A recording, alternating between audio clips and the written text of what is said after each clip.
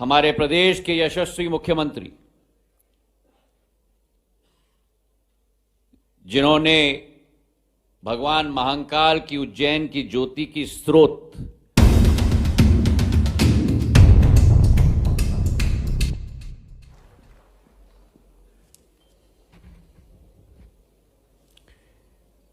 हमारे आज इस जिवाजी विश्वविद्यालय के परिसर में हमारे बीच में उपस्थित भारत के उपराष्ट्रपति परम आदरणीय जगदीप धनखड़ साहेब,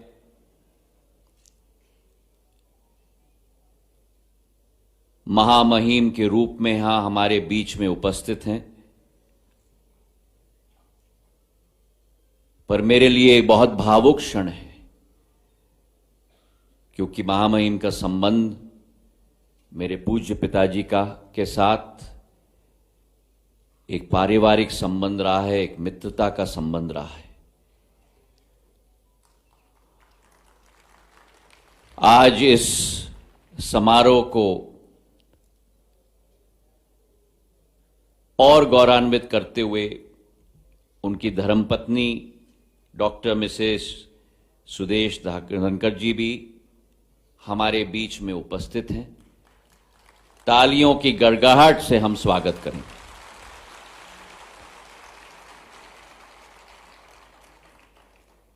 हमारे प्रदेश के महामहिम राज्यपाल,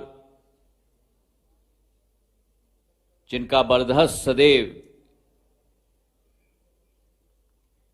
इस प्रदेश पर और क्षेत्र पर रहता है, मेरे अपने परम आदरणीय मांगू भाई पटेल जी, हमारे प्रदेश के यशस्वी मुख्यमंत्री,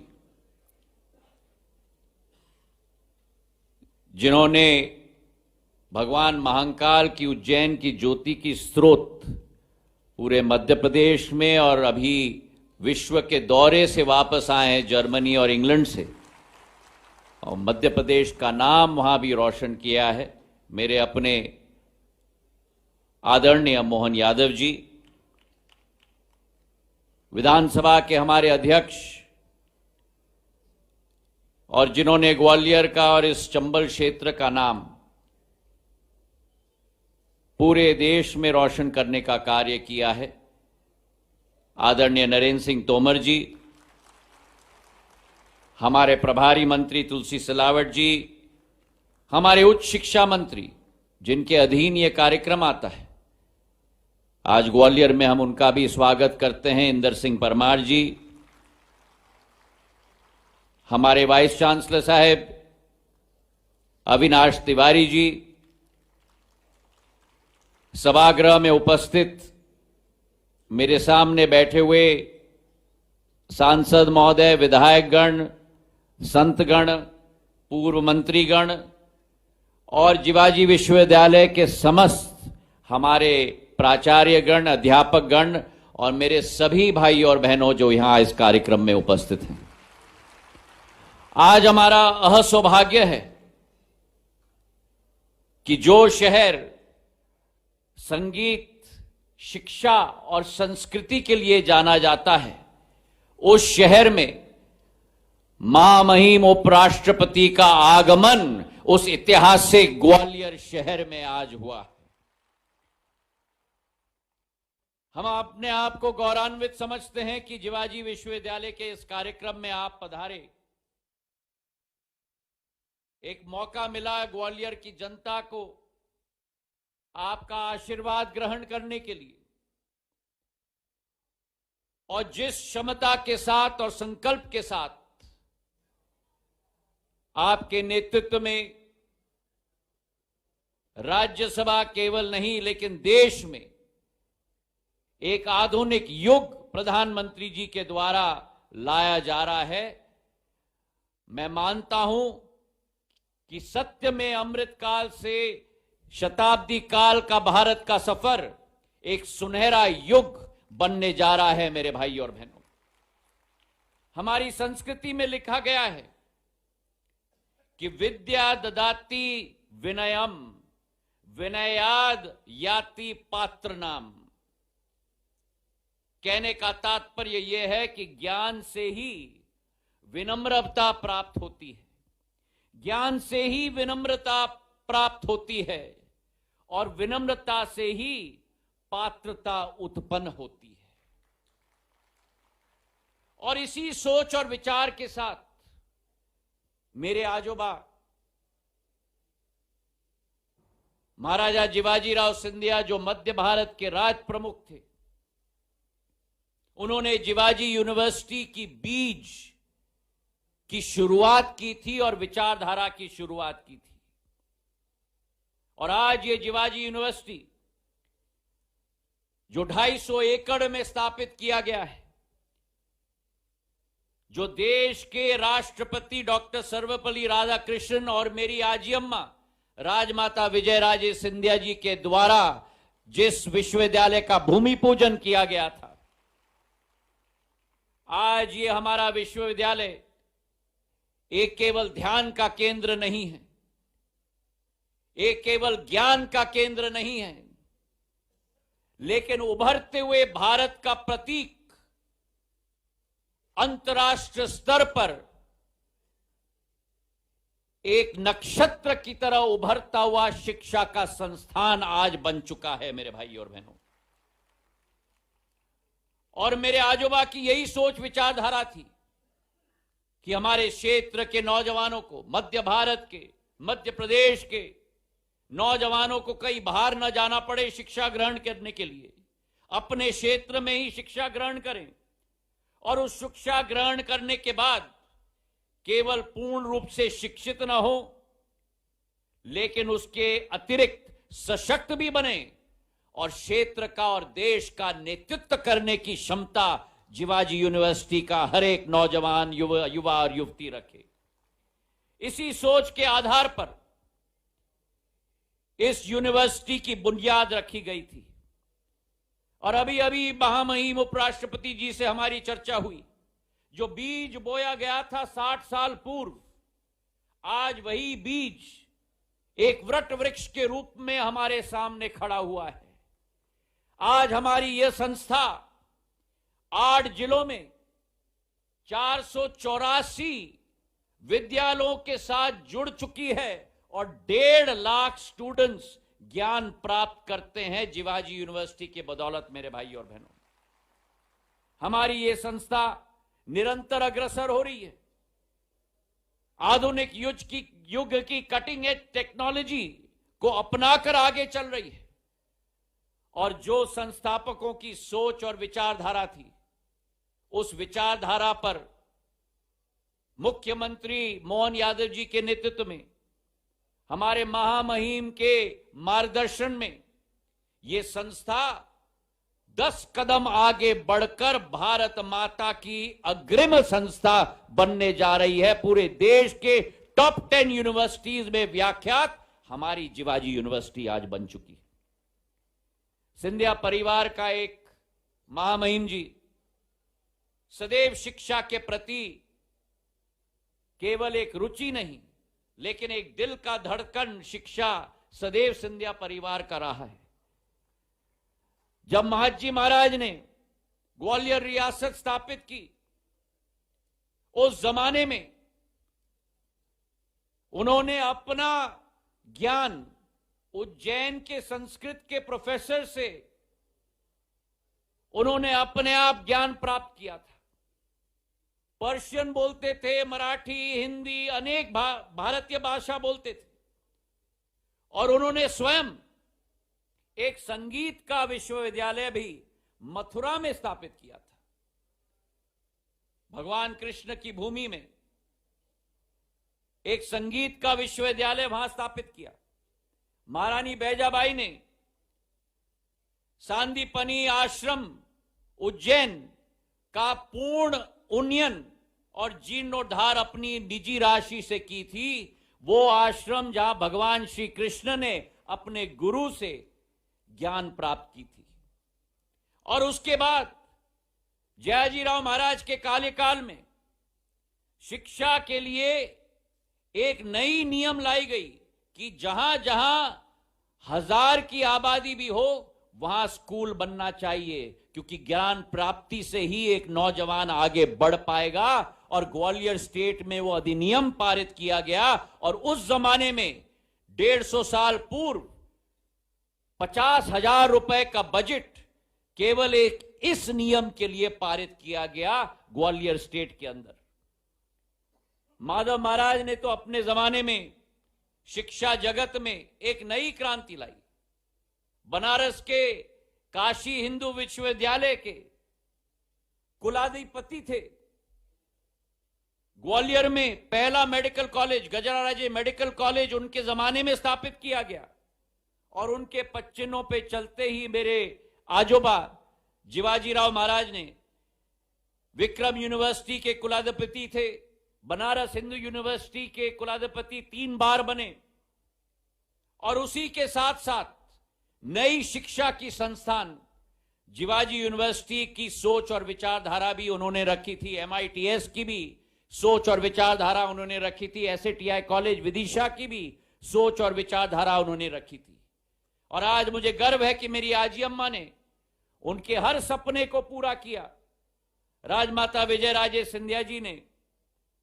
और ये वो संस्था है और ये वो प्रांगण है ग्वालियर, जहां मेरे पूज्य पिताजी ने भी देश के मानव संसाधन मंत्री के रूप में ग्वालियर की आधारशिला के लिए IIITM की संस्था अटल बिहारी वाजपेयी जी की, IITM की संस्था, अनेक केंद्र विद्यालय स्थापित किए गए तो ग्वालियर चंबल संभाग में स्थापित किए गए।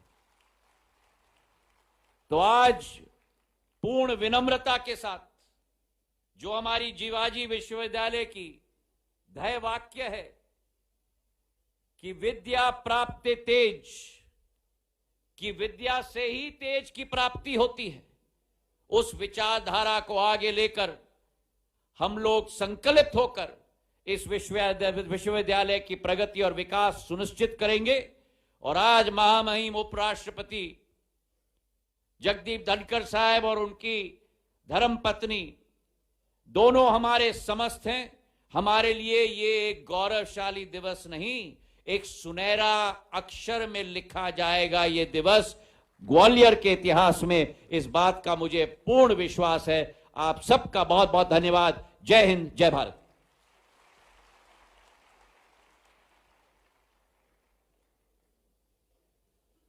बहुत बहुत धन्यवाद आदरणीय माननीय ज्योतिरादित्य सिंधिया जी का। इसी क्रम में मैं विनम्रता पूर्वक आमंत्रित कर रहा हूं मध्य प्रदेश के कर्तव्यनिष्ठ, ऊर्जावान और सकारात्मकता से परिपूर्ण यशस्वी मुख्यमंत्री डॉक्टर मोहन यादव जी को अपने आशीर्वचनों के लिए।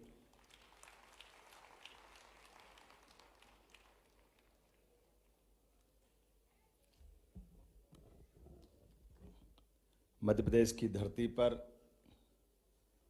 आज का दिन एक अलग प्रकार के इतिहास से लिखा जाएगा। यशस्वी महामहिम उपराष्ट्रपति श्रीमान जगदीप धनखड़ जी हमारे बीच पधारे हैं, सपत्नी पधारे हैं। मैं आप दोनों का वंदन करता हूँ, अभिनंदन करता हूँ। एक बार ग्वालियर की इस धरती पर, इस विश्वविद्यालय के प्रांगण में हमारे लिए सौभाग्य की बात है।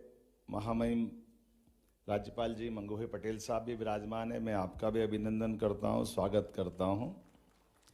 आपके नेतृत्व में ही हमारे कुलपतियों से हमारी कुलगुरु की तरफ यात्रा प्रारंभ हुई। सभी वाइस चांसलर का नाम हिंदी में कुलगुरु किया गया। मैं आपको भी बधाई देना चाहूँगा। इस अवसर पर भी विस्तार से विषय रखा माननीय मंत्री केंद्रीय संचार श्रीमान ज्योतिरादित्य सिंधिया जी ने। आपका अभिनंदन, आपका स्वागत है। मंच पर हमारे अपने लोकप्रिय नेता, विधानसभा के अध्यक्ष, भारत सरकार के कई पदों पे सुशोभित कर चुके माननीय श्रीमान नरेंद्र सिंह तोमर जी, आपका भी अभिनंदन, स्वागत है। इस अवसर पर मेरे मंत्री माननीय तुलसीराम सिलावट जी, श्रीमान नारायण सिंह कुशवाहा जी, उच्च शिक्षा मंत्री श्रीमान इंदर सिंह परमार जी, माननीय मंत्री राकेश शुक्ला जी, कुलगुरु अविनाश तिवारी जी और इस अवसर पर मौजूद आप सबका स्वागत करता हूं, अभिनंदन करता हूं।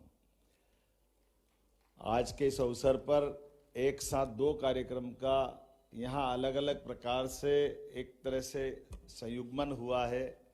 एक कार्यक्रम पृथ्वी के नीचे क्या है, पृथ्वी की उत्पत्ति कैसे हुई, उसकी रचना कैसे बनी, वो भूगर्भीय सारी घटनाओं का संकलन आधुनिक वर्तमान के संसाधनों के साथ उस संग्रहालय के माध्यम से दिशा दर्शन के आधार पर भविष्य की बड़ी भूमिका बनाने का प्रयास हुआ है। मैं माननीय नरेंद्र सिंह जी तोमर, माननीय सिंधिया जी और मध्य प्रदेश सरकार के साथ भारत सरकार के सभी मंत्रालयों को बधाई देना चाहूंगा, अभिनंदन करना चाहूंगा। कई बार जिज्ञासाएं मन में होती है, हमारी अपनी वर्तमान के दौर में यशस्वी महामहिम यहाँ मौजूद है, कब उल्कापात हुआ होगा, कब भूगर्भीय घटनाओं के साथ पृथ्वी की उत्पत्ति हुई होगी, कैसे वो लंबी यात्रा जहाँ हिमखंड में पृथ्वी अपने वर्तमान आकार साकार में रूप लेती है, कहाँ जीव कोशिकाओं के माध्यम से जीवन की उत्पत्ति हुई होगी। और छोटी छोटी बातें महामहिम हमारे लिए आज भी एहसास कराती है। प्रतिदिन हम स्नान करने से जो आनंद पाते हैं, हमको एहसास ही नहीं होता कि स्नान से आनंद क्यों होता है। स्नान से आनंद वहां होता है जहां हम वापस अपने मूल जीव की तरफ रोज यात्रा करते हैं कि जब हमारा जीव की जल से उत्पत्ति हुई थी, वो जल से जब तक हमारा मिलन नहीं होता तब तक हमारा दिन अच्छा नहीं जाता। ये आदिकाल से ये हमारे बीच में एक रहस्य है। जाने अनजाने हम इससे अपने आप को पता नहीं कैसे भूल जाते हैं। हमें और आनंद तब आता है जब उल्कापात के माध्यम से जीवन अमर नहीं है, ये नश्वर है। और नश्वर होने के पहले की पृथ्वी की भूगर्भीय घटनाओं की जानकारी हमको अपनी अलग अलग काल तक पहुंचाती है। जब ज्वालामुखी के माध्यम से होने वाली घटनाएं, भूकंप से होने वाली घटनाएं पृथ्वी की उत्पत्ति की तरफ हमको बार बार आकर्षित करती है। पृथ्वी का वो चुंबकीय आवरण हमको वापस लालायित करता है कि कैसे हवा का ये गुबार हमारे को छोड़ के नहीं जाता है। गुरुत्वाकर्षण की ताकत क्या होती है, साइंस के विभिन्न प्रकार की विधाओं से जो मिलकर के आगे बढ़ने का मौका मिलता है, वाकई वो हमारे लिए रहस्य भी है और जानकारी का एक स्रोत भी है, जिसके भरोसे से भविष्य की सुंदर इमारत लिखी जाएगी। मैं आज इस बात के लिए बधाई देना चाहूंगा कि हमारे सारे ज्ञान विज्ञान की उस समागम के माध्यम से कमोबेश 1 वर्ष की हमारी सरकार की यात्रा में हमारी सरकार ने समान रूप से काम किया है। भौतिक अधोसंरचना के साथ साथ व्यक्ति के जीवन में सब कुछ मंगल हो, उस प्रकार से यशस्वी प्रधानमंत्री के नेतृत्व में हमारी सरकार सभी विभागों में काम कर रही है। लेकिन जैसे पृथ्वी के गर्भ से होने वाली जानकारी भूगर्भीय हलचल के माध्यम से एक संग्रहालय बता रहा है, उसी प्रकार से खगोलीय घटनाओं के आधार पर भी अंतरिक्ष तक की यात्रा के लिए भी हमारी अपनी सरकार के माध्यम से डोंगला वेधशाला के माध्यम से इसी ग्वालियर घराने की एक अमोल धरोहर पुरानी राजधानी उज्जैन से हमारा संबंध आता है, जिसके आधार पर हम अपनी सभी प्रकार की स्पेस से जुड़ी जानकारी भी देने जा रहे हैं। आज के इस अवसर पर एक ऐसे महापुरुष की प्रतिमा का अनावरण भी किया गया है जिनने आजादी के साथ हमारे बीच कुलाधिपति के नाते से अलग प्रकार से भूमिका अदा की। वो यहाँ के कुलाधिपति रहे, बनारस के रहे और शिवाजी महाराज के माध्यम से सिंधिया घराने की उस गौरवशाली परंपरा के वो वाहक भी रहे, जिसके माध्यम से कला, संस्कृति, इतिहास के साथ साथ गौरवशाली अतीत से भी वो परिचय कराते हैं। ऐसे में शिवाजी विश्वविद्यालय के कैंपस में उनका प्रतिमा का अनावरण हमारे सबके लिए एक अलग प्रकार के एक पाथे का काम भी करेगा और आपकी मौजूदगी से हमारी हिम्मत भी बढ़ेगी। और आज के युग में नई शिक्षा नीति 2020 के बलबूते पर जब ज्ञान विज्ञान के इस दायरे में हमारी परंपरागत संकायों की सीमाएं टूटी है, बीए, बीकॉम, बीएससी की परंपरागत सीमाओं को तोड़ करके ज्ञान के लिए आयु का संबंध भी खत्म हुआ है। किसी भी आयु में हम कोई भी ज्ञान विज्ञान की धारा में जा सकते हैं और इसी आधार पर दुनिया के अंदर माननीय प्रधानमंत्री के नेतृत्व में हमारा उच्च शिक्षा विभाग भी देश के अंदर ही दुनिया में उस प्राचीन सनातन संस्कृति से अपना संबंध रेखांकित करता है। तो मैं अपनी ओर से आज पुनः इस ग्वालियर की धरती पर आपका अभिनंदन करता हूं, स्वागत करता हूं और उम्मीद करता हूं कि आपका मार्गदर्शन सदैव हमें मिलता रहेगा। आज के इस अवसर पर मध्य प्रदेश सरकार की ओर से पुनः आपका वंदन है, अभिनंदन है, स्वागत है। बहुत बहुत धन्यवाद।